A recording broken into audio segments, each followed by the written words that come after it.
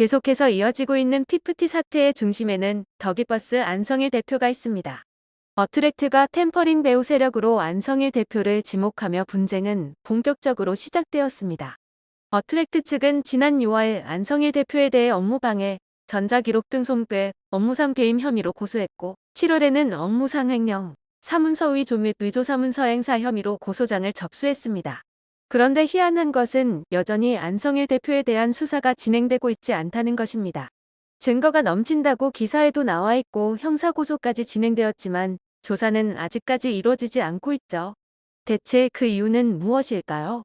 더기버스의 회사 설명을 살펴보면 음악 IP 관리를 중점으로 콘텐츠 기획 및 개발, 음반 제작, 국내외 아티스트 매니지먼트, 국내 기업 컨설팅 등의 사업 분야를 갖춘 종합 콘텐츠 개발 그룹입니다. 라고 되어 있습니다.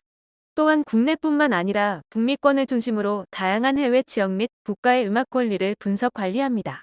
글로벌 음악 시장에서 검증된 음악과 잠재력이 있지만 저평가된 IP를 더기버스만의 혁신적인 기술과 노하우를 통해 가치를 성장시킵니다.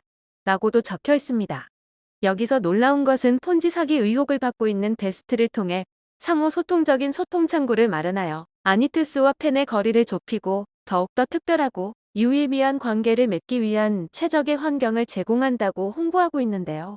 이 베스트라는 회사는 엄청난 홍보비와 함께 개미 투자자들을 모았습니다.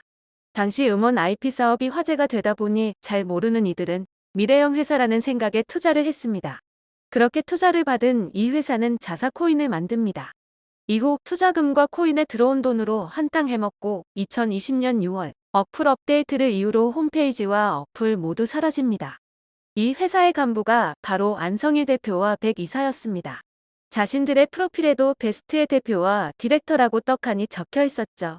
그렇게 폰지 사기에 연루되어 있다는 의혹이 이어지고 있음에도 회사 설명의 버젓이 베스트 플랫폼을 통한다는 문구를 삭제하지 않고 남겨두었습니다. 어떤 면에서는 정말 대단하다는 생각도 드는데요. 안성일 대표는 고소를 당하고 오기재로 명예가 실추되었어도 항상 자신만만한 모습을 보였습니다. 손승연을 템퍼링하지 않았다라고 주장할 때도 거짓말이 들통날까봐 걱정하는 모습은 아예 없었습니다. 학력이 만천하에 들통났을 때도 너무나도 태연했습니다. 사실 엔터업계에서는 학력이 필수 조건이 아님에도 안성일 대표는 과도하게 자신의 학력을 높였습니다. 그렇다면 안성일 대표는 자신의 학력을 속이면서까지 무엇을 얻고자 한 것일까요? 그의 경력 또한 단기간 외부 프로듀싱을 한번 해놓고 그 가수의 총괄 프로듀싱을 했다고 적어놓은 것이 대부분이었습니다. 즉, 일을 아예 하지 않은 것은 아니지만 전체를 프로듀싱한 것처럼 속여 자신을 전문가처럼 보이도록 한 것입니다. 이러한 그의 속임수에 멤버들과 가족들은 그대로 넘어가 그를 전지전능한 신처럼 생각하고 있기에 전홍준 대표를 배신하고 더기버스로 향했을지도 모릅니다. 이렇게 누군가 해놓은 일을 마치 자신이 모두 한 것 마냥 전문가인 척 속이며 손 안 대고 코 풀려고 한 것입니다. 이러한 안성일 대표와 그 무리들에게 휘둘리며 전속계약 해지 소송으로 위약벌이 발생할 경우 그 금액을 줄이기 위해서였는지 피프티에게 들어온 수많은 광고들도 모두 거절합니다. 특히 그 중에는 세계적인 축구 스타 손흥민과 함께하는 카페 광고도 있었습니다. 이 광고는 걸그룹 있지에게 넘어가게 됩니다. 손흥민과 함께 등장하는 광고를 통해 인지도를 더욱 올릴 수 있는 중요한 기회를 걷어찬 것입니다. 멤버들의 활동 기간 동안에 매출이 많이 잡히면 잡힐수록 위약벌이 늘어납니다. 예를 들어 멤버들이 활동하는 6개월 동안 6억 원이라는 매출을 올렸다고 가정을 해보면 매달 월 평균 매출이 1억 원이 됩니다. 이 경우 멤버들의 남은 계약 기간이 6년 6개월이라고 보았을 때 이 평균 매출액 1억 원을 남은 계약 기간에 곱하면 78억 원이 됩니다. 즉, 손해배상금과는 별개로 78억 원에 달하는 위약벌이 형성된다는 의미이죠. 만약 광고 계약건이 정상적으로 진행됐다면 멤버들 입장에서는 위약벌이 늘어날 수밖에 없는 상황이었던 것입니다. 이 광고 계약 불발은 결과적으로 소속사를 나가고 싶어하는 측에 유리한 결정이었다라고 볼 수 있습니다. 그렇게 피프티 멤버들 날려버린 광고는 대략 20여 건에 달한다고 합니다. 그리고 가처분 신청에서도 기각 판정을 받게 됩니다. 이 가처분 신청에 대해서도 다시금 이야기가 나오고 있는데요.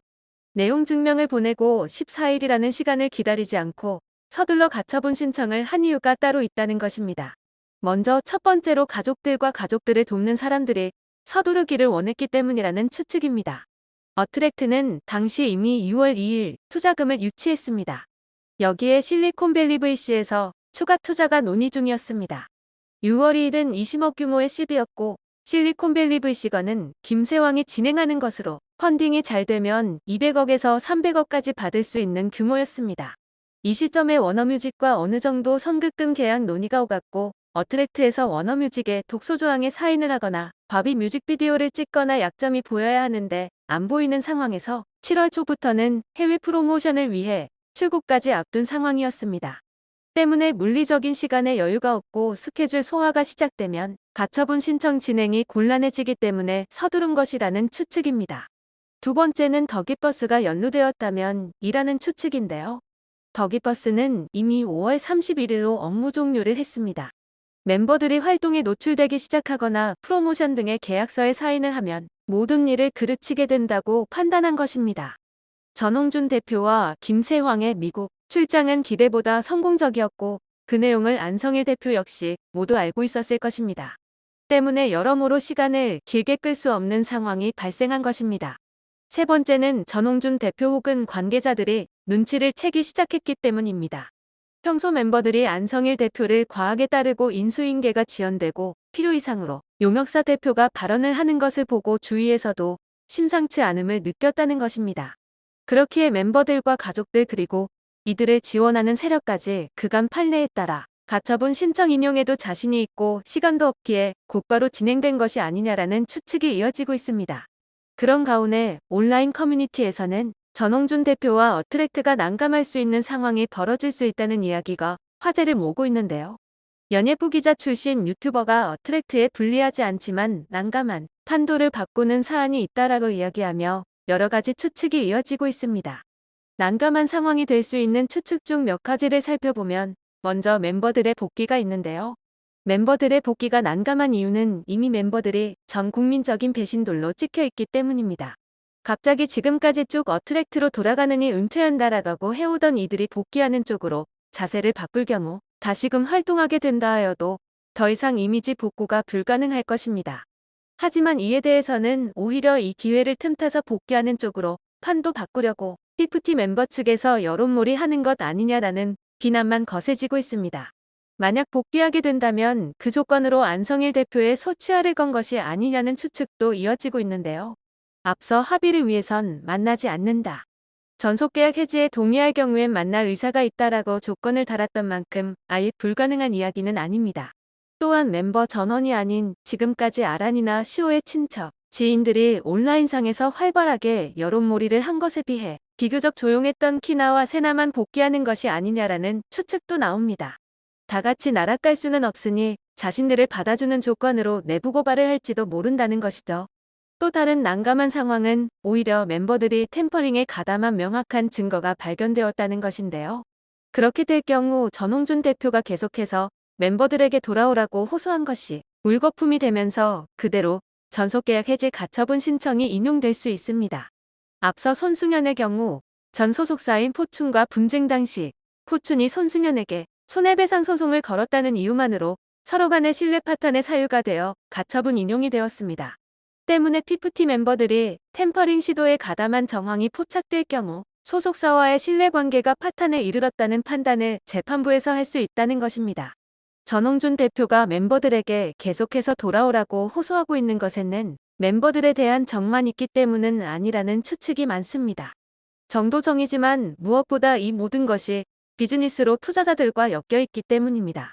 만약 전홍준 대표가 멤버들을 위약벌이나 손해배상 소송 없이 그냥 놓아주게 된다면 전홍준 대표에게 투자한 인터파크 측에서 전홍준 대표를 대임 고소할 수 있습니다. 현 저작권자인 더기버스의 안성일 대표와 멤버들이 새로운 소속사에서 활동을 하게 되면 결손 처리가 되기 때문에 전홍준 대표가 투자자에게 손실을 입힌 셈이 되기에 배임이 성립된다는 것이죠. 전홍준 대표가 갖고 있는 비용으로 인터파크에 선급금을 갚아도 문제가 됩니다. 얼마 전 투자를 받은 데이비드 용의 에버그린 그룹 홀딩스와 인터파크는 무관한 관계입니다. 동의를 받을 수는 있지만 데이비드 용 역시 펀딩한 것이기에 모두의 동의를 받는 것은 불가능에 가깝기 때문입니다. 즉, 전홍준 대표의 입장에서는 멤버들을 그냥 놔줄 수 없는 상황인데 실질적으로 템퍼링에 가담한 정황이 포착되면 난감한 상황이 펼쳐지는 것입니다. 이 외에도 여러 가지 상황들에 대한 추측이 이어지고 있는데요. 추측에 추측만 더해지는 가운데 안성일 대표에 대한 조사는 대체 언제 시작되는 것일까요? 새 걸그룹 프로젝트까지 손풍을 타고 거침없이 나가고 있는 만큼 무엇이 되었든 어트랙트와 전홍준 대표 측의 난감한 상황이 벌어지는 일이 없길 바라겠습니다.